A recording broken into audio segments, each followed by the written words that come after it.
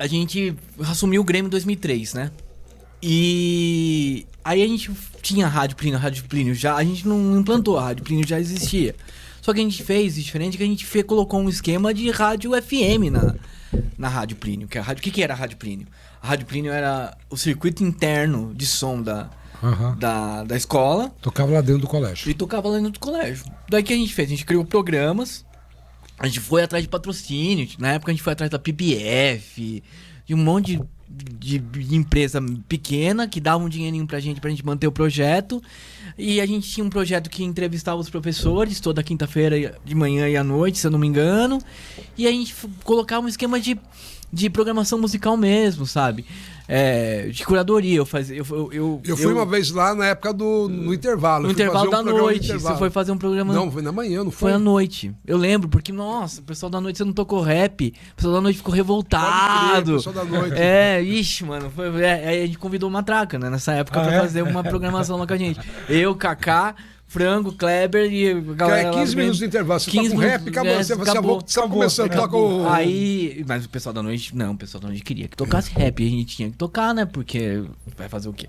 Mas era muito divertido, porque a gente criou um esquema que a gente tinha uma programação fixa, tinha locutores definidos, tinha uma escala definida.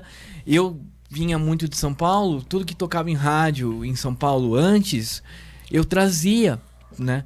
Em CDzinho, e era tudo CD, quem alimentava a rádio com CD era a gente, né? Era meus CDs ali e tal. Daí a gente fazia um esquema ali e funcionou, ficou como referência. E na mesma época a gente criou o Festival de Música Inglesa. Pode crer. A gente criou, lá também com o Joani, com a professora Lourdinha. Festival. Porque era um festival... Porque o Plínio, você conhece o Salão Nobre? Conheço. Ali tem a escola ali tem por obrigação todo ano fazer um negócio bacana. Então, a gente tinha. Espaço, a gente tinha sabe quem era o diretor na escola na época? Era Badu. E Badu falava. Você não conhecia o Badu? Não, Badu tinha uma fama de ser bravo. Ele era de fato muito bravo. Mas a escola dava um aval pra gente. Escola, a gente quer fazer isso. Não, mas Badu, ele era cuzão, mas era um cuzão gente boa. Sim, sabe? Ele deixava rolar. A coordenação ele era da escola... firme, mas não atrapalhava. A coordenação da escola falava... Você quer... a minha gestão do Grêmio, né, foi a única que abriu a festa junina do Plínio pra comunidade. Foi a primeira e a única. A escola nunca mais abriu. Nunca mais abriu pra comunidade. Foi uma senhora de uma festa, sabe?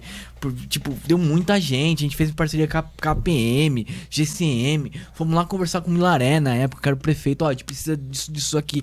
Mano, a gente corria muito atrás. E nesse momento você não tinha noção ainda que esse interesse, que esse negócio ia ser o caminho da tua vida? Até tinha, porque assim... Eu fazia muita coisa... A minha vinda pra GT foi muito rica, porque eu já vinha com interesse de fazer jornalismo, né? E isso nós estamos falando que tinha 16 anos. Eu tinha 17 para 18. Tá. Aí já tinha muito interesse em fazer. Eu sempre fui muito ligado à rádio. Eu sempre ouvi muito rádio. Sempre ouvia muito 89, depois, mais no começo dos anos 2000, sempre ouvi muito a Brasil 2000.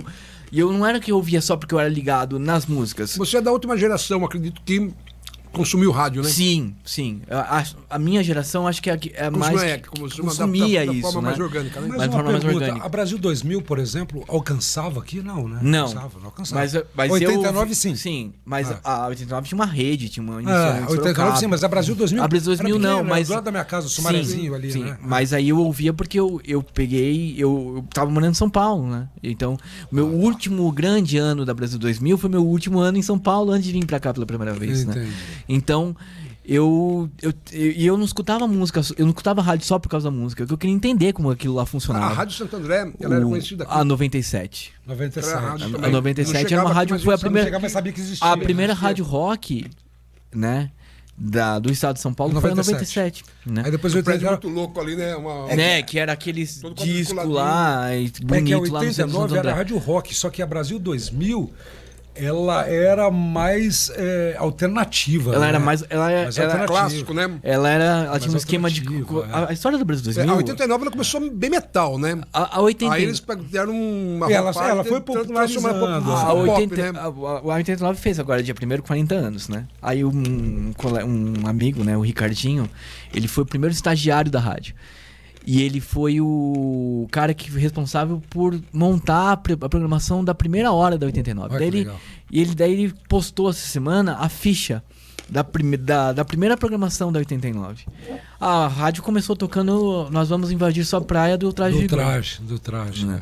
Quando ela começou o primeiro dia 2 de dezembro de 1985. Isso deve ter sido o que? 83, 85. 85. Porque 89 ela começa como Pool FM, que é da família Camargo. Aí o grupo JB, ele vem com a ideia de ter uma rádio parecida com o que eles faziam a Rádio Cidade lá no Rio de Janeiro. Porque a Rádio Cidade no Rio de Janeiro é do grupo JB e era uma rádio pop rock.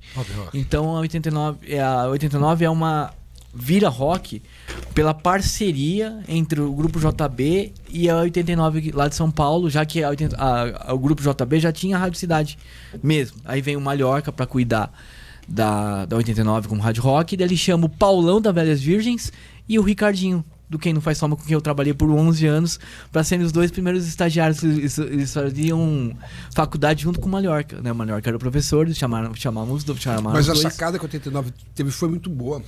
Ela juntou New Order. E a 89 era conhecida como. Nasceu com 89 a Rádio do Rock. A Rádio Rock. Rádio do Rock. A Rádio do Rock. Do Rock. Aí depois que. Virou Rádio Rock. Foi virando Rádio Rock. Cara, mas um pouco de tudo isso. O Zé Luiz lhes disse boa noite. Mas o Zé Luiz vem depois, sabe? Tipo, quem começa a dirigir a rádio é o Mallorca, ele fica um ano e pouquinho. Depois assume o. Eu não sei se eu vou me confundir com a história. Mas é o Tavinho Seschi, né? Aí depois, mais um pouquinho pro final dos anos 80, começo dos 90, quem assume a rádio é um trio, uma trinca, né? Fica o Tatola e o Fábio Massari, aí até 94. Aí 94 saem, entra o Luiz Augusto Alper, que é a fase que a maioria da galera conhece mais 89, que é a fase do Pressão Total, é a fase do Sobrinhos Otaíde, que é a fase, né, o Raiz, que tem o Raiz, chama o Raiz, entra a Luca, sabe? Mas quem gostava de rock, quando ela começou, a 89, cara, ela criou uma atmosfera, isso que é legal. Porque porque o que você tinha... O Zé Luiz à noite era o cara, sabe, era característico, se não tivesse ele ali não era a mesma coisa.